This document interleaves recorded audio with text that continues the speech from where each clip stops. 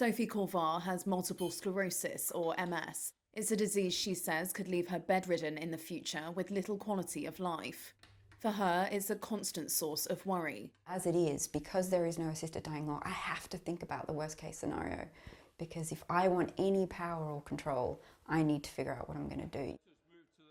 Britain is currently considering a new law that would allow assisted dying in the UK.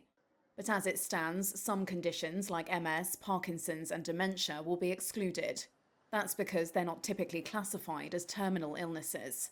Korevaar wants that rule to be reconsidered. You know, illness it's like an erosion of self, and it's a powerlessness. So to give sick people, give suffering people some degree of control, a very important degree of control over what happens, is immensely beneficial. Lawmakers will vote on the assisted dying bill in November. If passed, the law will allow terminally ill people to choose to end their lives with medical assistance.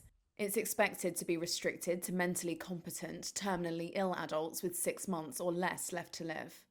Like, why is my suffering not good enough? I don't know, that's this kind of feeling of, if you're terminally ill, a couple months to live, that's the sort of suffering that people are interested in and people are compassionate about. And I feel if an assisted death is a compassionate response to that kind of suffering, why is it not a compassionate response to people in unbearable, incurable suffering as well?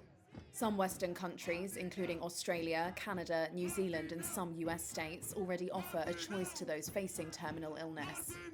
But in the UK, options remain limited. Last year, 40 British people travelled to Swiss clinic Dignitas, which offers assisted dying options to the terminally ill. I can go to Dignitas, which is expensive and just kind of miserable to sort of die in exile. My partner can't come because of the legal implications, so I'll be alone. If I if that's not my choice, if I choose to basically take my life by my own hand, again, my partner can't be with me because of the legal implications.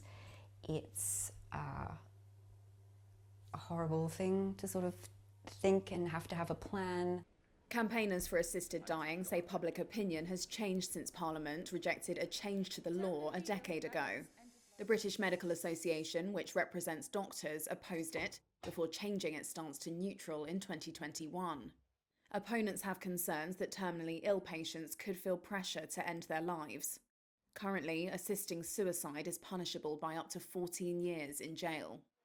Kim Leadbeater is the lawmaker from Britain's governing Labour Party who's introducing the assisted dying bill. I understand that people would want a bill that goes further, but I am nervous about having wide criteria without really stringent parameters, because I think that's when people really will worry about where this direction of travel is. So as far as I'm concerned, the bill needs to be tight, it needs to be robust, and it needs to be just for people with terminal illness. British Prime Minister Keir Starmer has in the past supported assisted dying. He says politicians will be able to vote next month with their consciences on the matter rather than along a party line.